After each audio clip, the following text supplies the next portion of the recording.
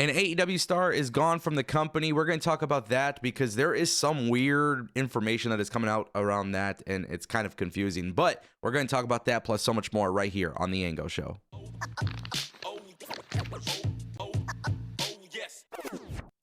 What's going on, everybody? Welcome back to TAS. I know it's been a really weird week. Ever since Easter, I don't know what I've been battling. It's been pretty much lingering. It's kind of made it difficult to make videos, and I apologize for that.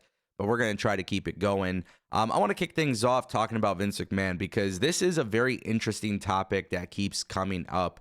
And more specifically, I want to make my opinions known on this because, Vince McMahon's getting rid of his shares. That's not relatively new news. Obviously, he is not being brought back into the WWE. I think that part is absolutely 100% clear.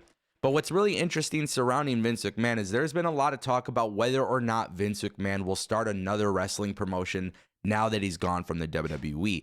And I feel like it's really important that I put out my thoughts because this is a big topic. Now, for those who don't know, there's been obviously a lot of talk about this recently. Conrad Thompson, who is on the 83 Weeks podcast, he's talked a little bit about this. And he says, by next WrestleMania, I say Vince is in the wrestling business. Now, I'm not sure if Conrad has insider knowledge here or anything like that, but there's a couple things that you need to know before we keep this discussion moving forward. And that is that Vince McMahon does have a non-compete clause and cannot get legally into a new wrestling company until at least January of 2025. Now, with Conrad Thompson saying, hey, by next WrestleMania, I say Vince is in the wrestling business, my question to this, and my question to all of you guys is, do you think this is legitimately possible? Now, I don't understand what would be the sole purpose of Vince McMahon at his age doing anything in the wrestling business ever again. And also, in addition to that, I think there's going to be a lot of people who look really negative for even associating with this new wrestling product if it were to get launched. I also think it is going to be extremely challenging for Vince McMahon to get sponsors and to get TV deals because, quite frankly, I think nobody will want to be associated with it. So it is very interesting to hear that this is even a potential thing. This is even an idea. The fact that this is even an idea that is floating around, it just makes no sense to me. And look, I get it. Vince loved wrestling, and he probably loved the wrestling business. But those allegations against him are very, very dark, and they are very, very bad allegations. So at the end of the day, where does Vince McMahon have any leverage in the wrestling industry? Like, I just don't see how it works out at all in his favor. And I've seen people on social media say, hey, this could be a really good thing for the wrestling industry. And to that, I say 1,000%, 1,000,000,000,000%, I disagree. We have the WWE, we have AEW, we have TNA, we have GCW, we have MLW, we have New Japan, we have All Japan, we have Rossy Agawa's new promotion, Marigold, CMLL, AAA.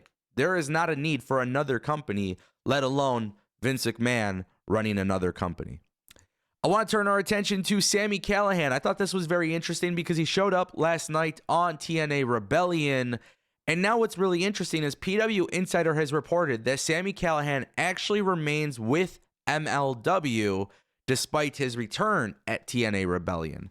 And basically the idea is that Sami Callihan will be free to work with both companies concurrently.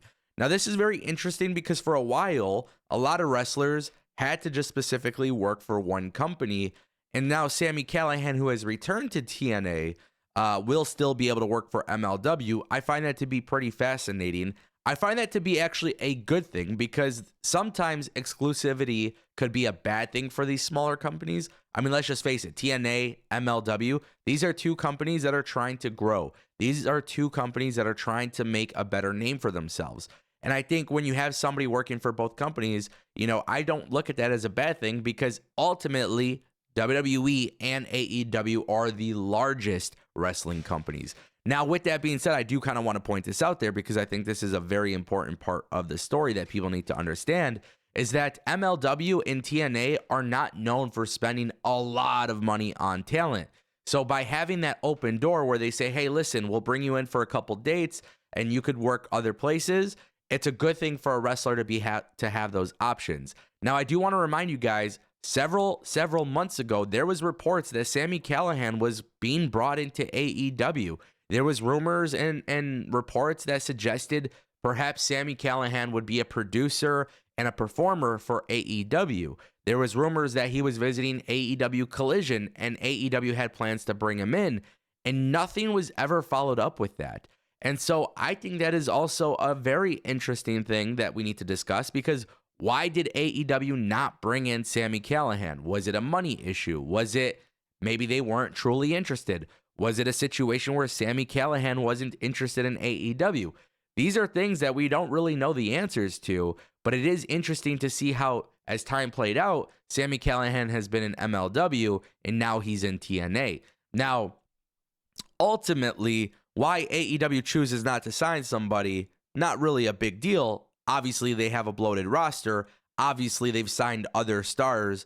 And I would say maybe this is a good argument to make, but I would say Will Ospreay and Okada will be far more impactful for the AEW company than Sami Callihan ever would be. But then I also think of why it's a good thing for guys like Sami Callihan to work for TNA and work for MLW. And at the end of the day, what that comes down to is having the smaller companies that have experienced vets, maybe have a little bit of WWE experience, and then they can work on these shows, work across, multiple promotions, indies, and then also be able to make a living by doing that. But then also you get their experience and you have the ability for them to work with some of the younger people on the roster. So ultimately, I don't think it's a loss for AEW, but I think it's actually a pretty big win for TNA and MLW as the smaller companies, because they need those experienced wrestlers. Very interesting. What else is interesting? Matt Hardy is gone from AEW. And man, this one is really challenging to understand, because Matt Hardy showed up at the end. Nick Nemeth, Dolph Ziggler did not win the TNA World Championship. And now Matt Hardy comes out, hits a twist of fate on Moose, and holds the championship. Now, what is more strange about this situation is that on social media, specifically on Twitter or X, there was a lot of people wondering what the hell was going on, because Matt Hardy obviously responded to the tweet from TNA posting the video, and he put out the tweet saying the system must be broken, #rebellion. Then when asked about it, a fan says, "So you haven't signed with TNA?" And that prompts Matt Hardy to respond by saying, "No, I'm a free agent. I will appear when I want to appear." Now, obviously, Matt Hardy's been hyping up his release. Well, not his release, but he's been hyping up his contract situation with AEW. He's been pretty vocal about it on his podcast. Obviously, teasing some stuff with WWE as well. Now I have to wonder, is Matt Hardy going to be the bridge between WWE and TNA? And you never know, because TNA and WWE could very well be headed towards a more direct partnership. Now, one thing that Matt Hardy talked about in his podcast recently, and I think this is something that I've been saying a lot, I think a lot of podcasters and a lot of YouTubers and a lot of people have been saying, but it comes down to, hey, when too many signings in AEW is taking the importance away from them, right? And I agree with that. And now I'm looking at Matt Hardy's situation and I'm thinking, okay, I get it. He's been in AEW. Whether you like or hate Matt Hardy, he's been in AEW, and they never really capitalized on the Hardys thing. There's obviously a lot of good reasons for that. We saw what happened with Jeff, but now I'm thinking about Matt Hardy. It's the tail end of his career. Does he end it in TNA? Does he work TNA? Does he work AEW? Does he work MLW? Does he work all these companies as a free agent?